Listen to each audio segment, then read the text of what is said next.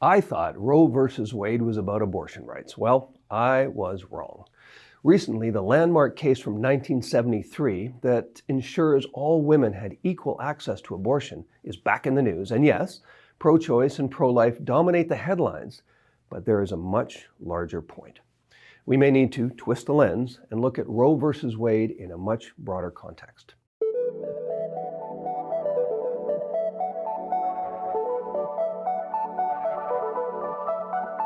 Here is the big idea. RVW was reopened so the U.S. Supreme Court could transfer responsibility for some very difficult decisions back to duly elected officials and away from the courts. Now stay with me. In the leaked document that started all this, Chief Justice Samuel Alito said, "It is time to heed the Constitution and return the issue of abortion to the people's elected representatives." Okay. He went on to say that since abortion and other difficult decisions were not specifically mentioned in the Constitution, RVW should be overturned and not codified. Now, codified is a fancy technical term and a way to say that certain rights become enshrined in the Constitution and beyond the reach of local lawmakers. In Canada, abortion is decriminalized, but not a constitutional right or codified either. As it stands, there are currently no Canadian laws that explicitly guarantee access to abortion as a right. In 2016, the Canadian Supreme Court also ratified the Medical Assistance in Dying statute, known as MAID, and like RVW, it can be easily overturned. The courts are equally murky on same-sex marriage and other similar sticky issues.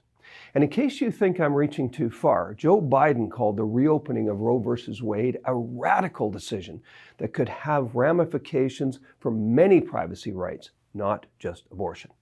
So what is going on here and why should I care? Well, the American Supreme Court judges are appointed by politicians and tend to make decisions along party lines instead of legal lines.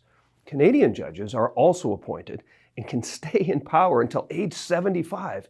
Now, neither group has been democratically elected by the people, but can make huge decisions autonomously without our approval or any recourse. I mean, what? That's crazy, and I had never considered the enormous distinction until Chief Justice Alito brought it up. And therein lies the issue. Now, a step back. If you follow this series, you'll know my take on prohibition. Essentially, it can't work. It will never work for anything or anyone beyond the short term. If people want to drink, they will drink, and no law will stop them. The war on drugs? Futile. Demanding a teenager be home at 10 o'clock on a Saturday night? Well, that's a recipe for conflict beyond the short term. So too, if a person wants an abortion, or the right to die with dignity, or to get married to whomever they choose.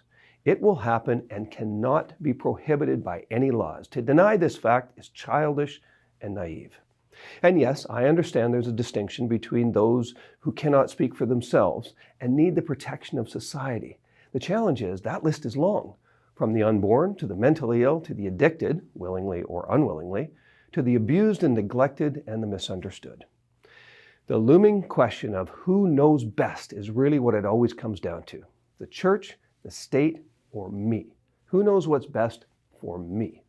Now, Pontius Pilate, he was a relatively unknown Roman governor until faced with a similar decision 2,000 years ago and literally grabbed the hand sanitizer before pushing the decision about Jesus back to the people. And we all know what happened after that. The U.S. Supreme Court wants to wash their hands of the problem too. The fundamental question is this: do I want the most important decisions of our time being made by judges that are appointed by politicians, or should big decisions be made by citizens enforced by those who earned my trust via the ballot box? Now, I have to be careful how I answer, because it also means that access to the right to die with dignity, choosing my life partner, or having an abortion will fall back to state by state or province by province legislation, and I may not like that either. What gives me some comfort is that before there were laws, there was only personal choice in every aspect of human life, for better or for worse.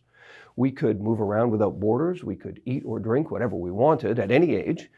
We could love thy neighbor or not. We could even kill someone as needed, with only heavenly reprisals to be feared. Ultimately, intensely personal decisions of all kinds will always fall back to the individual, as it was in the beginning and will always be in the future. And that is what Roe versus Wade is really all about.